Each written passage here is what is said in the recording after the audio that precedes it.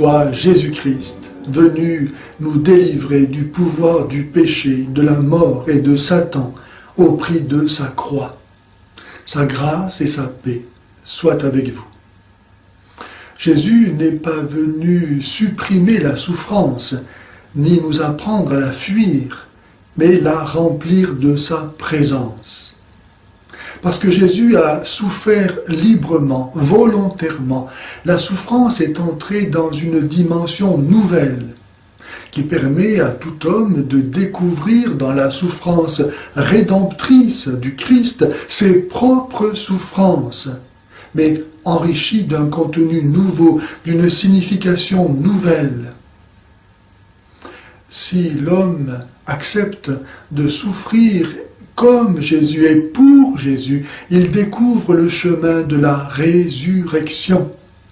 C'est pourquoi il s'agit désormais de le connaître, lui, Jésus, avec la puissance de sa résurrection et la communion à ses souffrances, lui devenir conforme dans sa mort, afin de parvenir, si possible, à ressusciter d'entre les morts.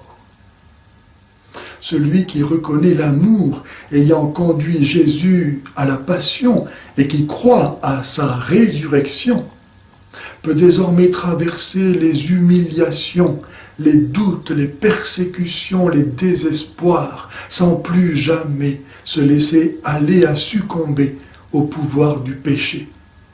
Mais il peut dire, avec saint François d'Assise, le premier stigmatisé, « Quand on aime, on n'a pas de peine. » Ou, si on a de la peine, sa peine, on l'aime.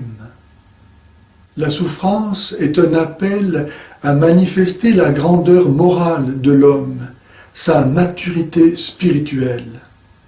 Comme le disait ma mère, l'homme est un apprenti et la souffrance est son maître. Les martyrs ont confirmé la haute dignité de l'homme que révèle cette parole du Christ. Ne craignez rien de ceux qui tuent le corps, mais ne peuvent tuer l'âme. Souffrir signifie devenir particulièrement réceptif aux forces salvifiques de Dieu offertes à l'humanité dans le Christ.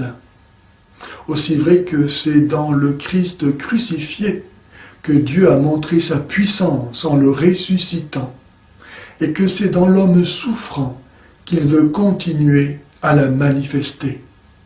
Cette naissance de la force dans la faiblesse est la vocation spéciale de ceux qui communient aux souffrances du Christ. Dans la souffrance est contenu un appel particulier à la vertu que l'homme doit exercer. Et cette vertu est la persévérance dans l'acceptation de ce qui dérange et fait mal, sûr que la souffrance ne l'emportera pas, ne détruira pas la dignité humaine et la conscience du sens de la vie. Ce sens de la vie est donné en même temps que s'accomplit l'œuvre de l'amour de Dieu. À mesure que l'homme s'ouvre, même au fond de la souffrance, à cet amour de Dieu, il retrouve son âme qu'il croyait avoir perdue à cause de la souffrance. Le péché a déterminé la mesure de la souffrance du Christ. Et cette souffrance a créé le bien de la rédemption. Ce bien est en lui-même certes inépuisable, infini, et aucun homme ne peut lui ajouter quoi que ce soit. Et cependant, dans le mystère de l'Église qui est son corps, le Christ a ouvert sa souffrance rédemptrice à toute souffrance humaine. Ce qui veut dire que la rédemption déjà totalement accomplie s'accomplit constamment. Dès l'instant de sa conception, le Christ s'est ouvert à la souffrance. Mais il continue à s'ouvrir à la souffrance en la personne de ceux qui lui sont unis et devenus les membres de son corps. Oui, cela appartient à l'essence de la souffrance rédemptrice du Christ que de tendre à être sans cesse complété. Le mystère de l'Église est l'espace dans lequel les souffrances humaines complètent les souffrances du Christ.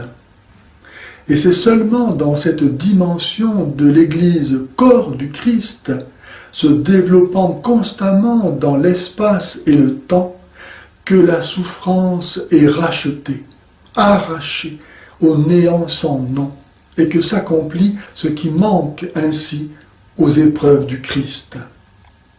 Puisque c'est par la souffrance que le Christ nous a introduits dans son royaume, c'est aussi par la souffrance et dans le mystère de la rédemption que l'on devient mûr pour le royaume des cieux.